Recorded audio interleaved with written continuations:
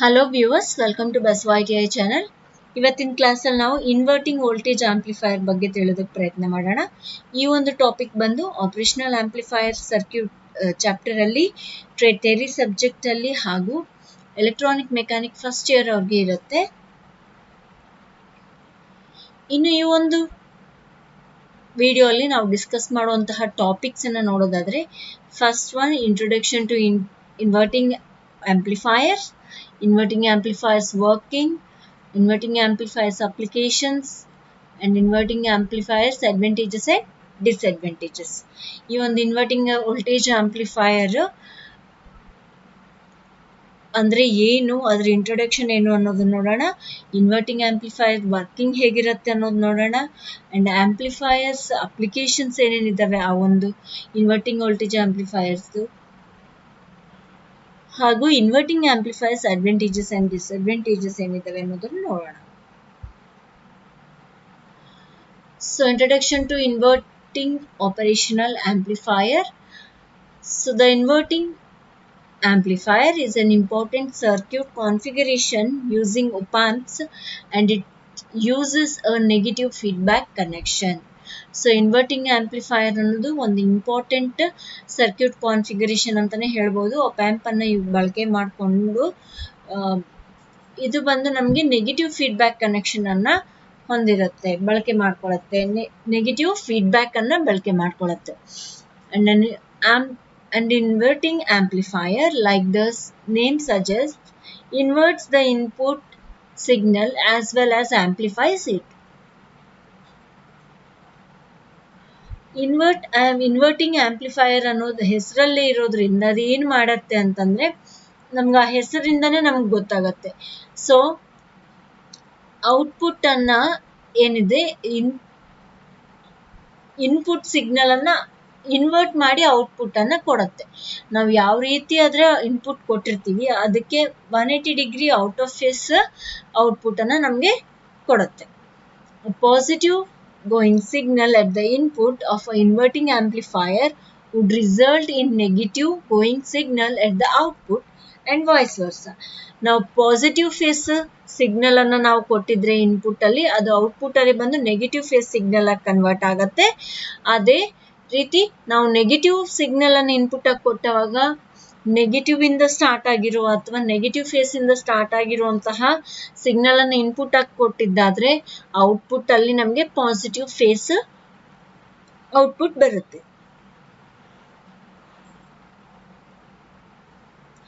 An AC sinusoidal signal at the input would produce 180 degree out of phase sinusoidal signal at the output. ಅದೇ ನಾವು ಒಂದು sine wave ಅನ್ನ ಕೊಟ್ಟಿದ್ದೀವಿ input ಅಲ್ಲಿ ಅಂತಂದವಾಗ output ಅಲ್ಲಿ 180 degree out of phase sine wave ನಮ್ಗೆ ಬರುತ್ತೆ. So ಇದು ಒಂದು ಇಂಟ್ರಡಕ್ಷನ್. ಏನ್ ಮಾಡತ್ತೆ, ನಾವ್ ಯಾವ ತರದ ಇನ್ಪುಟ್ ಅನ್ನ ಕೊಟ್ಟಿರ್ತೀವಿ ಅದನ್ನ ಫೇಸ್ ಶಿಫ್ಟ್ ಮಾಡಿ ಆಸ್ ವೆಲ್ ಆಸ್ ಅದನ್ನ ಆಂಪ್ಲಿಫೈ ಮಾಡುತ್ತೆ. ಈ ಒಂದು ಇನ್ವರ್ಟಿಂಗ್ ಆಪರೇಷನಲ್ ಆಂಪ್ಲಿಫೈಯರ್ ಅಥವಾ ಇನ್ವರ್ಟಿಂಗ್ ವೋಲ್ಟೇಜ್ ಆಪರೇಷನಲ್ ಆಂಪ್ಲಿಫೈಯರ್ ಅಂತ ಹೇಳ್ಬೋದು. ಸೊ ವರ್ಕಿಂಗ್ ಹೇಗಿರುತ್ತೆ ಅನ್ನೋದು ನೋಡೋದಾದ್ರೆ, ಇದು ಬಂದೊಂದು ಸಿಂಪಲ್ ಸರ್ಕ್ಯೂಟ್. ಸೊ ಈ ಒಂದು ಇನ್ವರ್ಟಿಂಗ್ ಟರ್ಮಿನಲ್ ನೆಗೆಟಿವ್ ಬಂದು ಇನ್ವರ್ಟಿಂಗ್ ಟರ್ಮಿನಲ್, ಪಾಸಿಟಿವ್ ಟರ್ಮಿನಲ್ ಬಂದು ನಾನ್ ಇನ್ವರ್ಟಿಂಗ್ ಟರ್ಮಿನಲ್. ನಾವು ಇಲ್ಲಿ ಇನ್ಪುಟ್ ಬಂದು ಗ್ರೌಂಡ್ ಹಾಗೂ ನಾನ್ ಇನ್ವರ್ಟಿಂಗ್ ಟರ್ಮಿನಲ್ ಮಧ್ಯದಲ್ಲಿ ಕೊಡ್ತೀವಿ.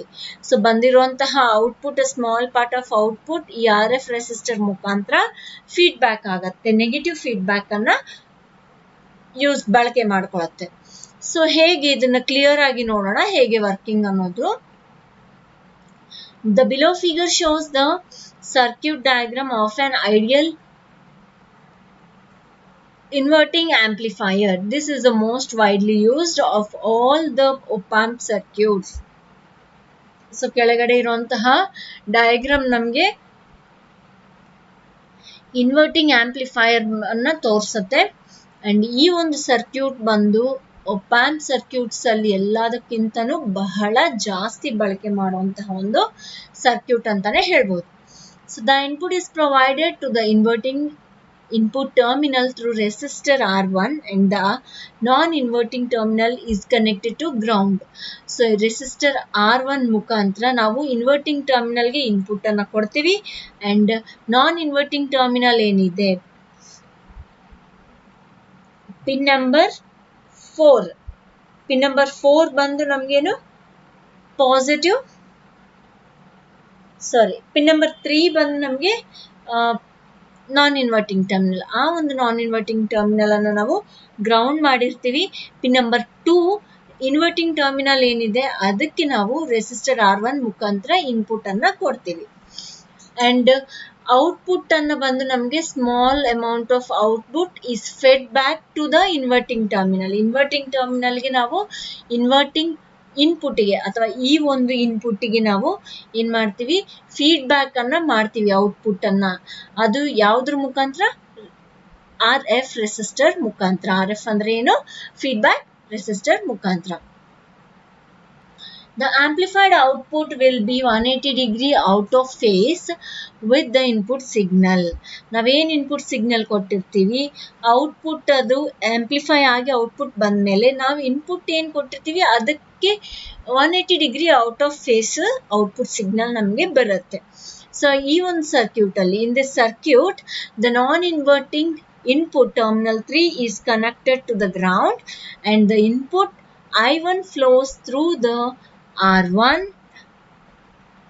through the resistor R1 and the current I2 is passing through the feedback resistor R2 which will be the same as I1 because the op amp has infinite input impedance. So ಇಲ್ಲಿ ಏನು ಹೇಳ್ತಾ ಇದ್ದಾರೆ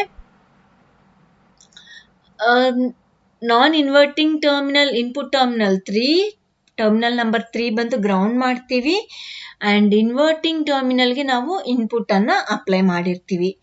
so ಇಲ್ಲಿ ನಮಗೆ current flow ಆಗುವಂಥದ್ದು R1 resistor I1 ಅನ್ನುವಂತಹ current ಅಂತ refer ಮಾಡೋಣ. I1 ಕರೆಂಟ್ ಬಂದು ನಮಗೆ R1 ರೆಸಿಸ್ಟರ್ ಇಂದ ಫ್ಲೋ ಆಗ್ತಾ ಇರುತ್ತೆ ಅಂಡ್ I2 ಕರೆಂಟ್ ಬಂದು ನಮಗೆ RF ರೆಸಿಸ್ಟರ್ ಅಲ್ಲಿ ಫ್ಲೋ ಆಗ್ತಾ ಇರುತ್ತೆ. ಅಂಡ್ ಇಲ್ಲಿ I1 ಮತ್ತೆ I2 ಎರಡೂ ಬಂದು ನಮಗೆ ಎರಡೂ ಕರೆಂಟ್ಸ್ ರೆಸಿಸ್ಟರ್ R1 ಅಲ್ಲಿ ಅಂಡ್ ರೆಸಿಸ್ಟರ್ R2 ಅಲ್ಲಿ ಏನು ಫ್ಲೋ ಆಗ್ತಾ ಇರ್ತವೆ RF ಅಥವಾ R2 ಎರಡು ಕರೆಂಟ್ಸ್ ಸೇಮ್ ಇರ್ತವೆ. ಯಾಕೆ ಅಂತಂದ್ರೆ op amp ಆಪರೇಷನಲ್ ಆಂಪ್ಲಿಫೈಯರ್ ಇರುವಂತಹ ಇನ್ಫಿನಿಟ್ ಇನ್ಪುಟ್ ಇಂಪಿಡೆನ್ಸ್ ಅನ್ನೋ ಗುಣದಿಂದ ನಮ್ಗೆ ಏನಾಗತ್ತೆ ಈ ಎರಡು ಕರೆಂಟ್ಗಳು ಎರಡು ರೆಸಿಸ್ಟರ್ಸ್ ಮುಖಾಂತರ ಫ್ಲೋ ಆಗುವಂತಹ ಎರಡು ಕರೆಂಟ್ಗಳು ಸೇಮ್ ಇರ್ತವೆ. Not only does it provide high gain, but it also be used as a virtual earth amplifier. So ಇದು ನಮಗೆ ಔಟ್ಪುಟ್ ಅಲ್ಲಿ ಹೈ ಗೇನ್ ಕೊಡೋದಷ್ಟೇ ಅಲ್ಲದೆ ವರ್ಚುವಲ್ ಅರ್ತ್ ಆಂಪ್ಲಿಫೈಯರ್ ಆಗಿ ಇದನ್ನ ಬಳಕೆ ಮಾಡಬಹುದು. The actual circuit input impedance is low being that of the input resistor. So resistor ಮುಖಾಂತರ ಅಲ್ಲದೆ ನಾವು ಇನ್ಪುಟ್ ರೆಸಿಸ್ಟರ್ ತದನಂತರ ಇರುವಂತಹ ಸರ್ಕ್ಯೂಟ್ಗೆ ಆಕ್ಚುಯಲ್ ಸರ್ಕ್ಯೂಟ್ ಇನ್ಪುಟ್ ಏನು ಕೊಟ್ಟಿರ್ತೀವಿ ಅದ್ರ ಇಂಪಿಡೆನ್ಸ್ ಬಹಳ ಕಡಿಮೆ ಇರುತ್ತೆ. ಈ ಕಾರಣ ಇದನ್ನ ವರ್ಚುವಲ್ ಅರ್ತ್ ಆಂಪ್ಲಿಫೈಯರ್ ಆಗಿ ನಾವು ಬಳಕೆ ಮಾಡ್ಕೋಬಹುದು. The circuit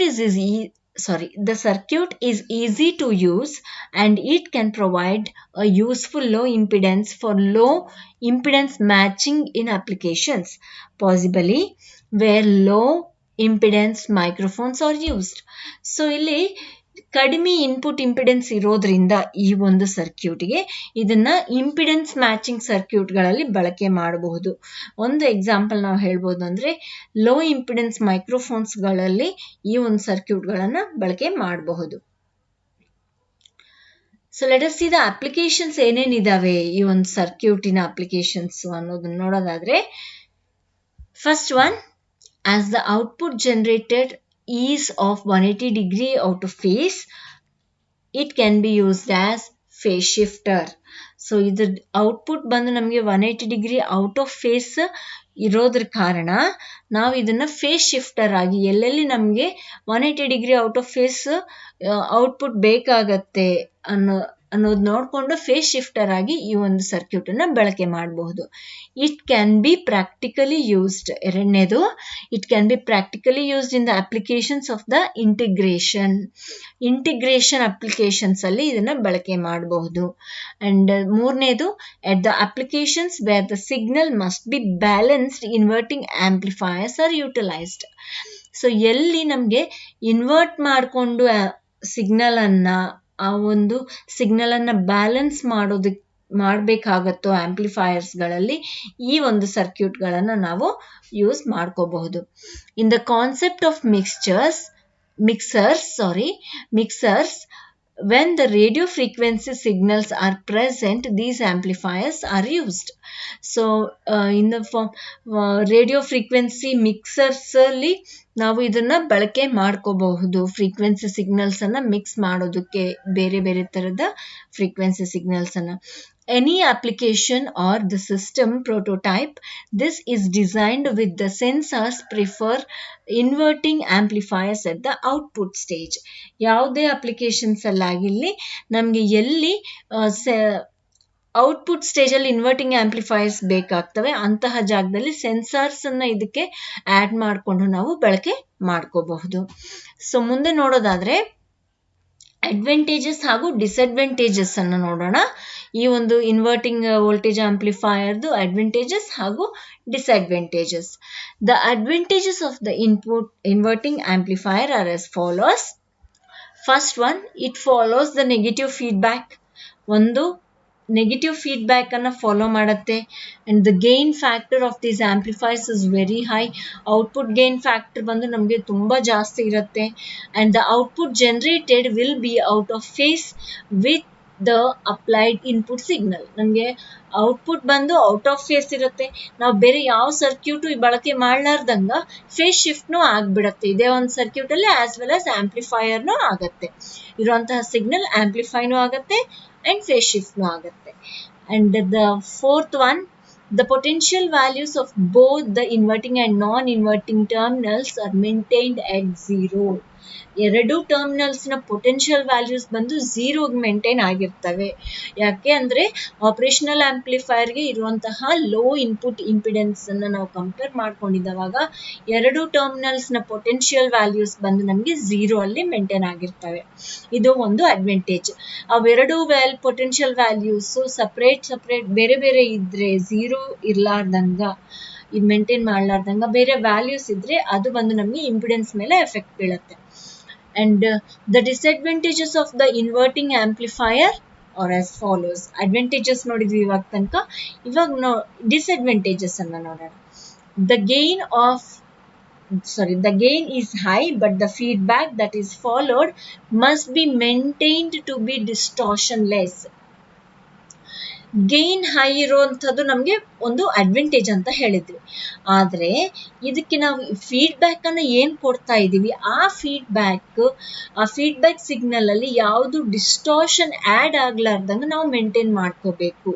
ಆ ಫೀಡ್ಬ್ಯಾಕ್ ಸಿಗ್ನಲ್ ಅಲ್ಲಿ ನಮಗೆ ಡಿಸ್ಟಾರ್ಷನ್ ಆಡ್ ಆಗುತ್ತೆ. ಆದ್ರ ಕಾರಣ ಅದು ಆಗ್ಲಾರ್ದಂಗ ನಾವು ಮೇಂಟೈನ್ ಮಾಡ್ಕೊಂತ ಇರ್ಬೇಕು. ಸೊ ಅದು ಒಂದು ಎಕ್ಸ್ಟ್ರಾ ಕೆಲಸ ಆಗತ್ತೆ ನಮ್ಗೆ. ಸೊ ಅದಕ್ಕಾಗಿ ಇದು ಒಂದು ಡಿಸ್ಅಡ್ವಾಂಟೇಜ್ ಅಂತ ಹೇಳ್ಬೋದು. So the other disadvantage is the applied input signal should not contain the noise because small value applied will be multiplied and obtained at the output. So ಇಲ್ಲಿ ಇನ್ಪುಟ್ ಅಲ್ಲಿ ನಾವೇನ್ ಸಿಗ್ನಲ್ ಕೊಡ್ತೀವಲ್ಲ ಅದರಲ್ಲಿ ಯಾವುದೇ ತರದ್ದು ನಾಯ್ಸು, ಡಿಸ್ಟಾರ್ಷನ್, ಅನ್ವಾಂಟೆಡ್ ಸಿಗ್ನಲ್ ಇರ್ಲಾರ್ದಂಗ actual signal ಅನ್ನ ನಾವು ಅಪ್ಲೈ ಮಾಡ್ಬೇಕು. ಸೊ ನಾವ್ ಏನೇ ಕೊಟ್ರು ಇಫ್ ಇಟ್ ಈಸ್ ಆಡೆಡ್, ನಮ್ ಇನ್ಪುಟ್ ಅಲ್ಲಿ ಅಪ್ಲೈ ಮಾಡೋವಾಗ ನಾಯ್ಸ್ ಇತ್ತು ಆ ಸಿಗ್ನಲ್ ಅಲ್ಲಿ ಅಥವಾ ಡಿಸ್ಟಾರ್ಷನ್ ಇತ್ತು, ಅನ್ವಾಂಟೆಡ್ ಸಿಗ್ನಲ್ ಇತ್ತು, ವ್ಯಾಲ್ಯೂಸ್ ಏನಾದ್ರು ಇತ್ತು ಅದರಲ್ಲಿ ಅಂತಂದವಾಗ ಅದು ಸೇಮ್ ಏನಿರುತ್ತೆ ಔಟ್ಪುಟ್ ಅಲ್ಲಿ ಮಲ್ಟಿಪ್ಲೈ ಆಗಿ ಅಂದ್ರೆ ಆಂಪ್ಲಿಫೈ ಆಗಿ ನಮ್ಗೆ ಸಿಗ್ತವೆ.